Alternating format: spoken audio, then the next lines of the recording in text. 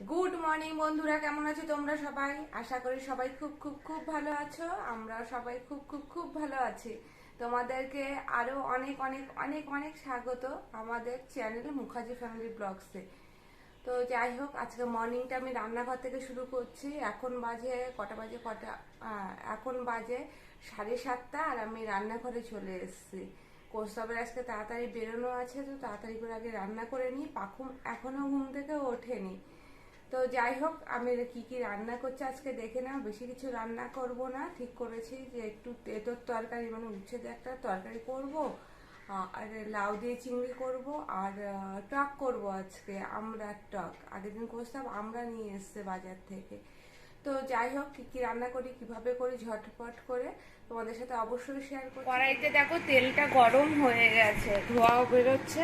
আমি প্রথমে যে উচ্ছেগুলো দেবো তরকারিতে, সেই উচ্ছেগুলো আলাদা করে ভেজে তুলে রাখবো, তারপর আদার সবজি ভাজা করবো, ঠিক আছে? তাহলে উচ্ছে তেঁতোটা একটু কম হবে, খুব বেশি তেঁতো হলে তো তখন খেতে পারবে না। তো আমি এই উচ্ছেগুলোকে এবার লাল লাল করে একটু ভেজে নেব। দেখো উচ্ছেগুলো লাল লাল ভাজা হয়ে গেছে, এর থেকে বেশি ভাজা করতে গেলে পুড়ে যাবে। তো আমি এই ভাজাটাকে আগে নামিয়ে নেব।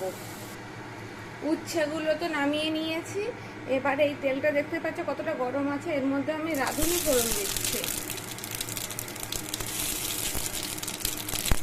রাঁধুনি আর তেজপাতা ফোড়ন দিচ্ছি, এটাতে ভালো একটা গন্ধ ওঠে। যারা রাঁধুনি ফোড়ন পছন্দ করে না তারা 5 ফোড়ন দিয়ে করতে পারো, কালো জিরে দিয়েও করতে পারো। এবার আমি এর মধ্যে সবজিগুলো দিয়ে দিচ্ছি। এর মধ্যে আমি দিচ্ছি পেঁপে, আলু আর বেগুন। দেখো ঘরে তো সারাক্ষণ সব সবজি অ্যাভেলেবেল থাকে না, তো যতটা যে সবজি থাকে আমি চেষ্টা করি সেই সবজি দিয়ে কাজ মেটানো, ঠিক আছে? তো এটা একটু শুকনো টাইপের করছি। আদার্স আর সবজি নেই যেটা এর মধ্যে দেওয়া যেতে পারে, তো যতটা সবজি ছিল আমি ততটা সবজি দিয়ে করছি। এবারে আমি ভালো করে সবজিগুলোকেও একটু ভাজা ভাজা করে নেব। এবার নুন হলুদ দেব, দিয়ে আর একটু আদা দেবো এর মধ্যে, ঠিক আছে? আবার ভালো করে নেড়ে জল দিয়ে চাপা দিয়ে রেখে দেবো। আর যখন এটা ফুটে সেদ্ধ হয়ে যাবে না, তখন গিয়ে আমি উচ্ছেগুলো অ্যাড করব। উচ্ছেগুলো দিয়ে 2-3 মিনিট ফুটিয়ে নেব, তাহলে তো উচ্ছেটাও হয়ে যাবে। আর তেঁতোটা কিন্তু অনেক কম হবে। এগুলো আমি আগে ভাজা করে নিই। এই দেখো সবজিগুলোও কিন্তু ভাজা হয়ে গেছে লাল লাল করে, দেখতে পাচ্ছ ভালো করে ভাজা হয়ে গেছে।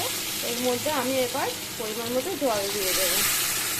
আমি এটা একটু ঝোল ঝোল করবো, তো তার জন্য আমি এই পরিমাণে জল দিয়েছি। তোমরা যদি এত ঝোল না খেতে চাও তো তোমরা আরও জল কমিয়ে দেবে। আর এবার আমি এটাকে চাপা দিয়ে দিচ্ছি। এবার আমি এই আমড়াগুলোকে কেটে নেব, নিয়ে এই আমড়াটার টক করব। দেখতে পাচ্ছ অনেকগুলোই বেশ আমড়া আছে, তো এগুলো আমি এবার কেটে নিই। এই দেখো আমি আমড়াটাকে এইভাবে কেটেছি। আমড়াটাকে কেটে জল ঝরিয়ে নিয়েছি, এরকম সাইজের করে কেটেছি। তোমরা চাইলে কিন্তু এটা কুড়িয়ে নিতে পারো। আমি এভাবেই করবো, আর কুকারে করব, তাহলে আমার তাড়াতাড়ি হয়েও যাবে আর খুব ভালো সেদ্ধও হবে। এইদিকে শুক্তোটা কিন্তু হয়ে গেছে, কারণ সবজিগুলো সেদ্ধ হয়ে গেছে। এই দেখো সবজিগুলো খুব ভালো সেদ্ধ হয়েছে। তো আমি এর মধ্যে উচ্ছে দিয়ে দিচ্ছি, ঠিক আছে? উচ্ছে আর সামান্য পরিমাণে চিনি দেব। এই যে উচ্ছেটাকে আমি ভালো করে নেড়ে ছেড়ে তরকারিতে মিশিয়ে দিচ্ছি, দেখতেই পাচ্ছ। তরকারিতে মিশিয়ে দিয়ে আমি এটা 2-3 মিনিটের জন্য চাপা দিয়ে রাখবো। আর এর মধ্যে একটু চিনি অ্যাড করে দেব। তো এই যে চাপা দিয়ে রাখলাম। আর এই যে কড়াইতে আমি তেল, সরি কড়াই না, কুকারে আমি তেলটা গরম হতে দিয়েছি, দেখতেই পাচ্ছ। তো এর মধ্যে আমি ফোড়ন দেব, কিন্তু 5 ফোড়ন। এই যে আমি 5 ফোড়ন দিয়ে দিলাম। ফোড়নটা ভালোভাবে হয়ে গেলে, ফোড়নটা হয়ে গেছে, তো এর মধ্যে এবার আমি আমড়াগুলোকে দিয়ে দেব। আমড়াগুলোকে একটু তেলে নুন হলুদ দিয়ে আমি কিন্তু নেড়ে ছেড়ে নেব, ঠিক আছে? আর আমড়াটাতে আমি একটু ঝোল ঝোলও করবো। আর যেহেতু এটা 2-3 দিনের জন্য আমি করে রাখি, আর ভাত দিয়ে খাই বাবা, তাই একটু ঝোল ঝোল করি। এইসব আমড়াগুলো দিয়ে নিচ্ছি, দিয়ে সামান্য পরিমাণের মতো নুন দেবো। আর হ্যাঁ, একটা গোটা কাঁচা লঙ্কা দেবো। তোমরা চাইলে শুকনো লঙ্কা ফোড়ন দিতে পারো, তাহলে কিন্তু একটা ভালো স্মেল হয়। ঠিক আছে, এই যে আমি হলুদটা দিয়ে দিলাম, আর দেবো সামান্য পরিমাণে নুন। এতে বেশি চিনি লাগবে না, এই আমড়াগুলোতে খুব একটা টক হয় না, তাই এতে বেশি কিন্তু চিনি লাগবে না। আর টক একটু টকটা যদি টেস্টের না হয় কিন্তু ভালোও লাগে না, তাই না? পুরোপুরি মিষ্টি তো ভালো লাগে না, আমাদের ঘরে খেতে চায় না পুরোপুরি মিষ্টি। বাবা বলে খাওয়ার পরে একটু টক পেলে মুখ ছাড়ে। তাও আমি যখনই টক করে রাখি ওর জন্যে 2-3 দিনের জন্য, অনেক সময় যেহেতু আমের যখন সিজন ছিল অনেক দিনের জন্য করে রাখতাম। এই যে ভালো করে একটু নেড়ে ছেড়ে নিচ্ছি। এবার এর মধ্যে আমি চিনি দিয়ে দেবো। চিনি খুব বেশি দেবো না, আমি একটা পরিমাণ মতোই দিয়ে দিলাম। আর চিনিগুলো কিন্তু মোটা চিনি, এই যে দেখতে পাচ্ছ কতটা পরিমাণে চিনি দিয়েছি। এই চিনি দিয়ে নাড়াচাড়া করে নিলাম, আর এবার এর মধ্যে জল দিয়ে দিলাম। দেখতেই পাচ্ছ কতটা পরিমাণে জল দিয়েছি। এবার কুকারের ঢাকাটা আমি চাপা দিয়ে দেব। কুকারের চাপাটা আমি দিয়ে দিয়েছি, আমি 2টো সিটি দেব, দিয়ে রেখে দেব, তাহলে হয়ে যাবে টক। এতক্ষণে তরকারিটা হয়ে গেছে, এই দেখো।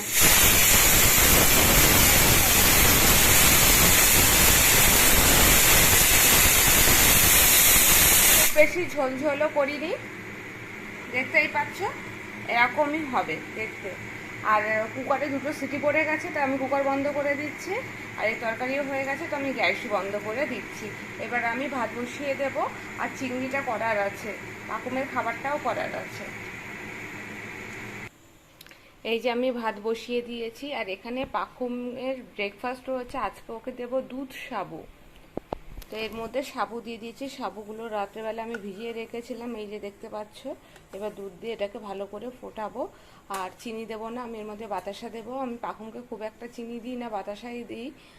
আর এর মধ্যে যে ড্রাই ফ্রুটসগুলো দেওয়া হয় ও রোস্টে, সেগুলো এর মধ্যে আমি দিয়ে দেবো। তো দিয়ে করব, ঠিক আছে।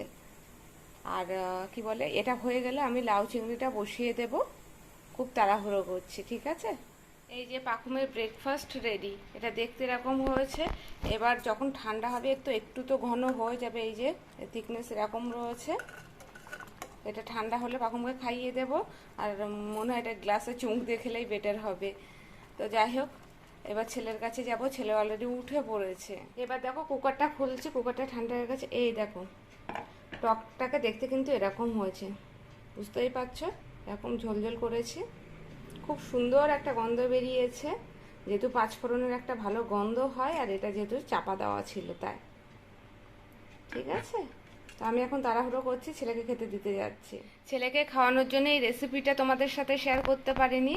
তো এই দেখো লাউ দিয়ে চিংড়ি। তো এটা আমি করেছি কিভাবে আমি তোমাদেরকে একবার মুখে মুখে বলে দিচ্ছি।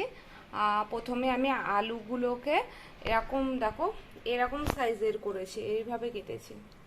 এই যে এরকম সাইজের করেছি, করে ভালো করে তেলে ভেজে নিয়েছি। তারপরে আলুগুলোকে তুলে দিয়েছি, আর সেই তেলের চিংড়িটাকেও ভেজে নিয়েছি।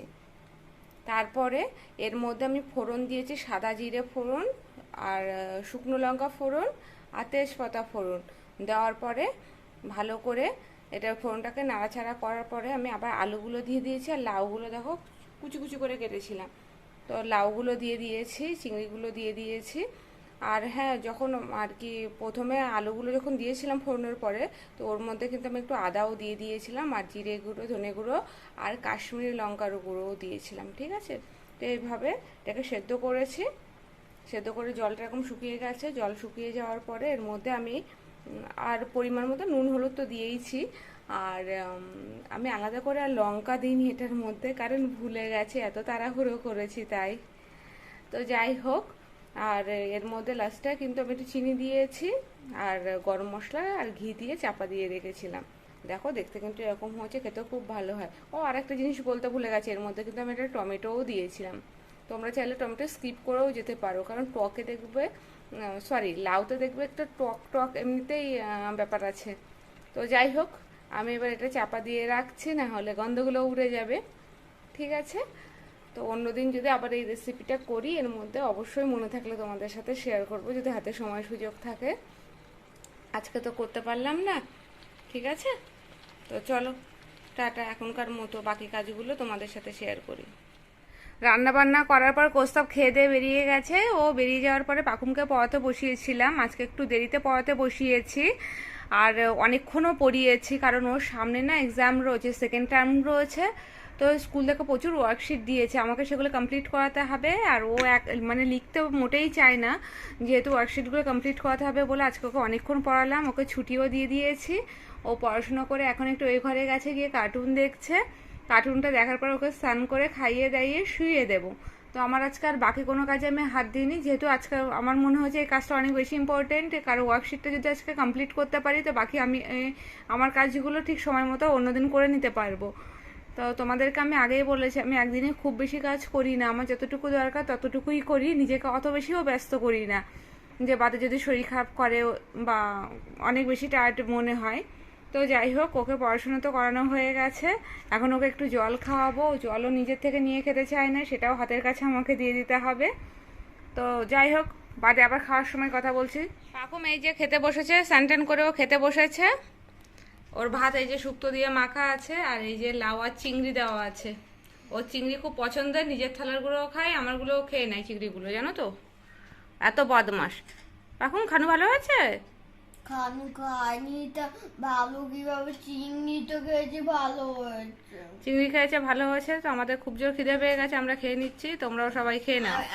আমি একটা কথা বলবো? বলো। দুটো কথা আছে। এই তো বললি একটা কথা।